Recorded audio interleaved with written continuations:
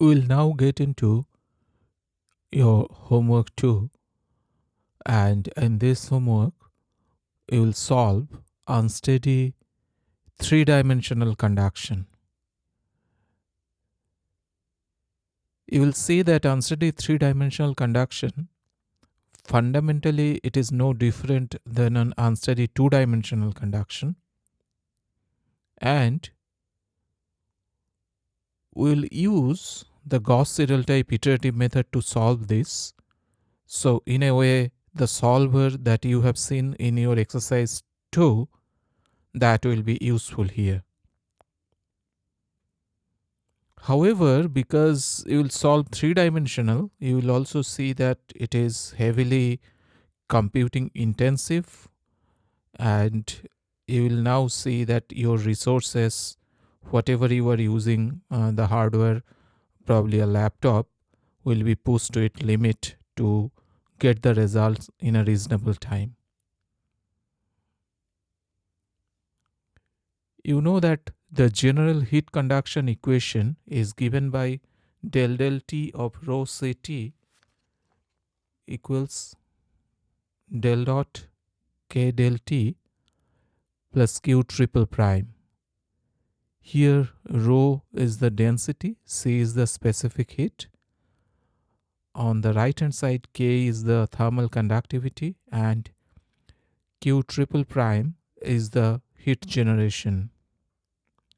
If we have materials that has constant properties, that means if the rho, C and K are constant, then in the energy equation rho, C and K, they will come out of this bracket, and the equation will look like this: rho C del T equals K del square T plus Q triple prime.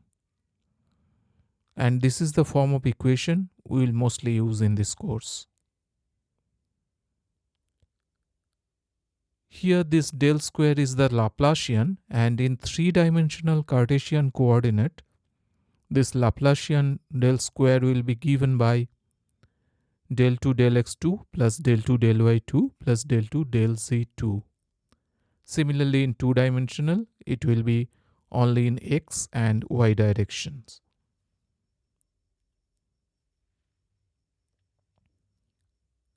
Now, the three-dimensional unsteady conduction that you will solve in this homework will look like this. This is 1 by alpha del t equals this Laplacian plus this source term Q triple prime by K. We write in this manner. Here alpha is the thermal diffusivity, which is K by rho C. You remember that the alpha does not appear in steady state heat conduction. This property is particularly important when there is transience.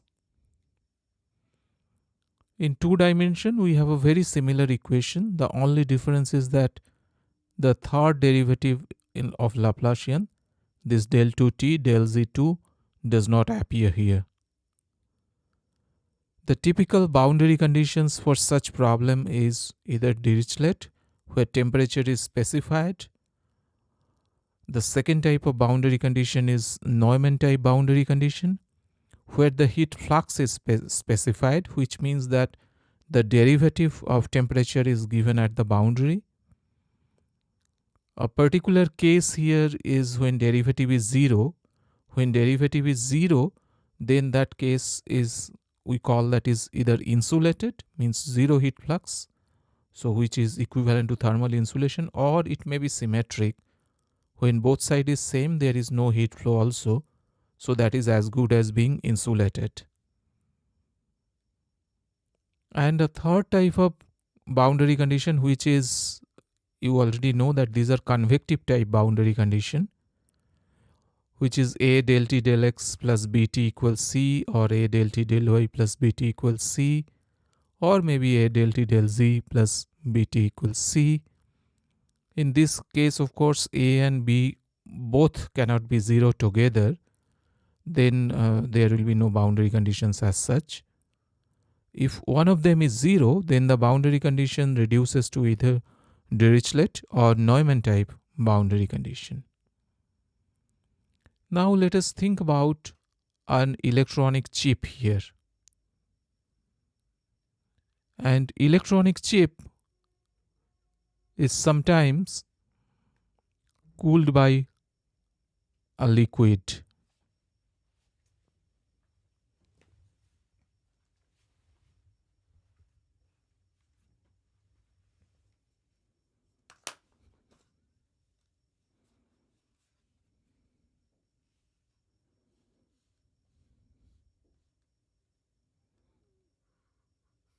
So here this is the electronic chip, and you can see that the liquid line is coming in and going out through this two transparent tubes, which is cooling the chip. The chip is placed over a substrate. This particular type of phenomena, if we try to model it, then you understand that within chip there is certainly heat generation. That is why we are cooling it. So we can take up, this is a solid, three-dimensional solid within which there is heat generation, and then there is convection all around. It should be that sort of a model. So our idealized description here, we take this physical model to a mathematical idealization.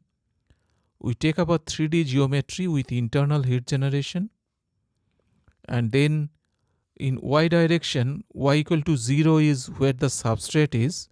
So this is the base of the substrate.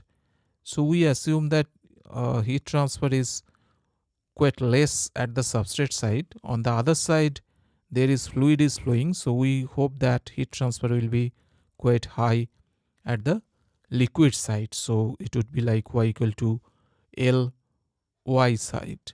Heat transfer will be higher.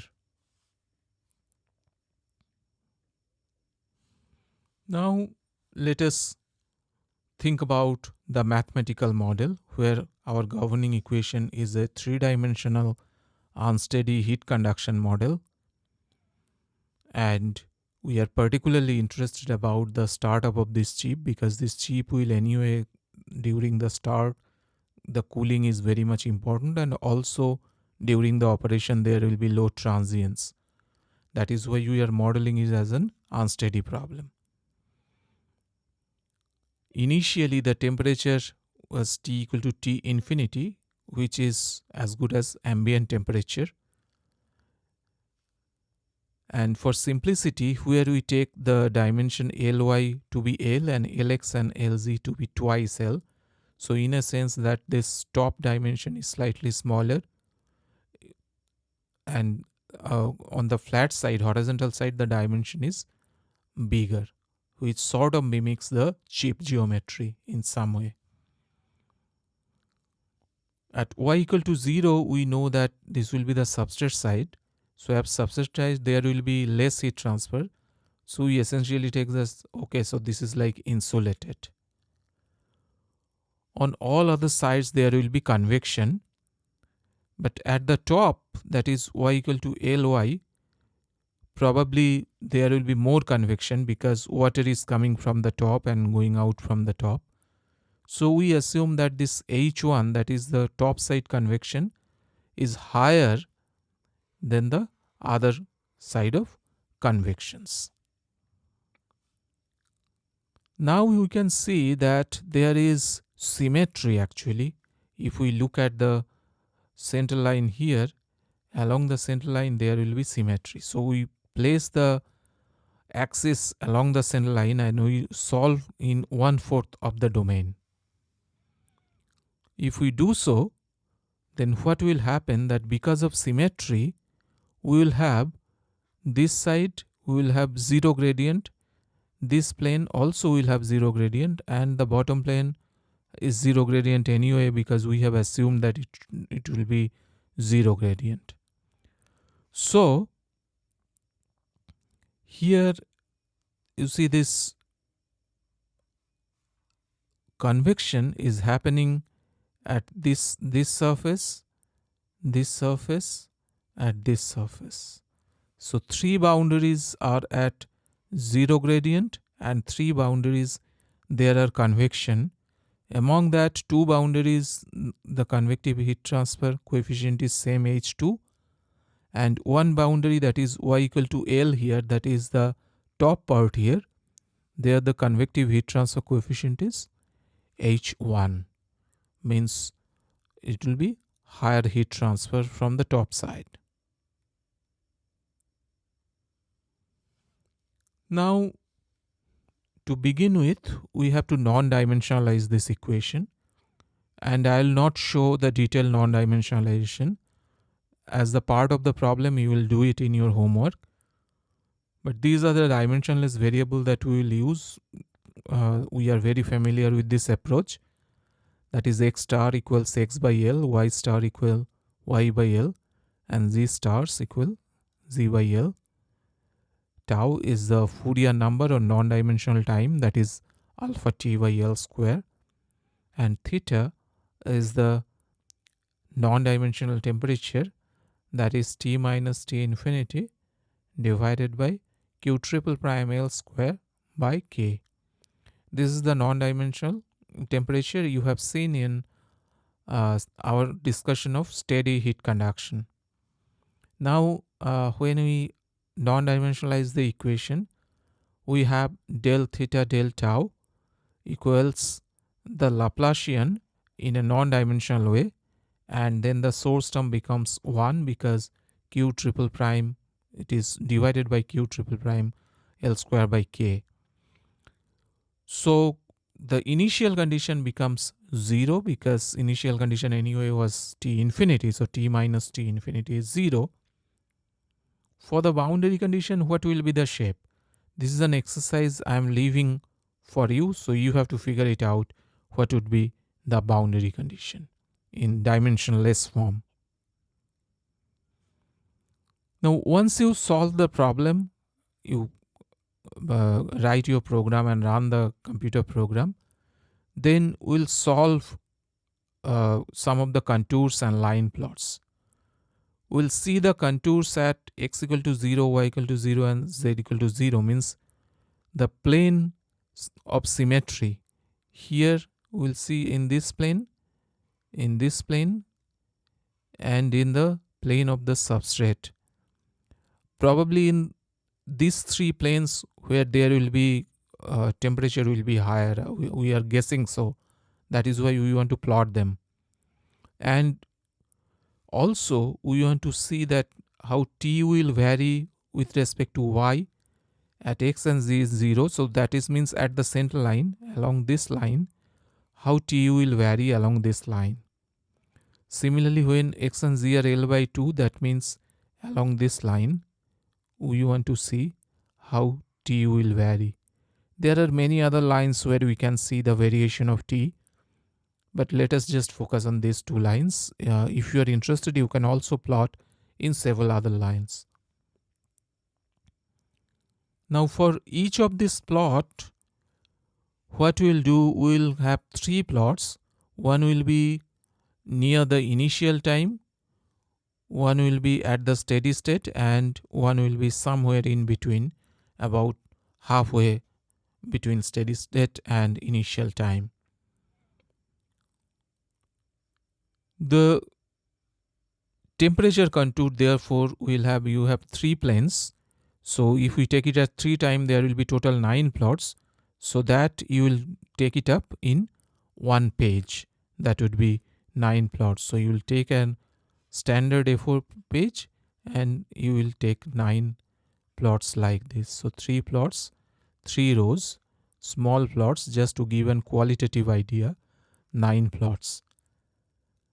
And then temperature profile, what you will take, both of the temperature profile, they will have 3 lines. They are simply line plot. So you can have 3 lines in one plot, that will take about half a page, and another 3 lines, that is one plot, that will take about half a page. So these are not separate plots. You will take another page, and then at top you will have these 3 lines, bottom you will have these 3 lines. So there will be, everything will be together so that you can compare the temperature, you can see, and you can make some meaningful conclusions from this result. So at the end, you will have 2 pages of results like this. We'll use the uniform grid for simplicity and we'll take 50 divisions in all sides. Delta t will take 0.1 of delta x squared. These are all non-dimensional. So after you make it non-dimensional, then this you will apply. So when it is non-dimensional, the length will be 1. So 1/50th of that will be your grid size. And we'll use Crank-Nicolson scheme. The problem will be very tedious and it will take long time in your computer to converge. If you cannot do the problem in your computer in reasonable time, then what you can do, you use larger grid size. You have to finish the problem in some way or other. So use larger grid size that your solution may not be very accurate, but we will go about it. Since there is resource crunch, you will go about it. And also you can use explicit scheme, but we will have discussion on the stability of explicit scheme. So please, if you use explicit scheme, then maybe you can avoid solution of equation, but you may have to take time step in a stringent way. So it may not be very beneficial for the overall time of computation. Okay, so I hope that you can now start working on your homework, and you must get started very early because this program will take a long time. So that's all for this lecture, and I wish you best of luck for this homework. This is going to be a very big landmark in this particular course. Okay, thank you very much, and that's all for today.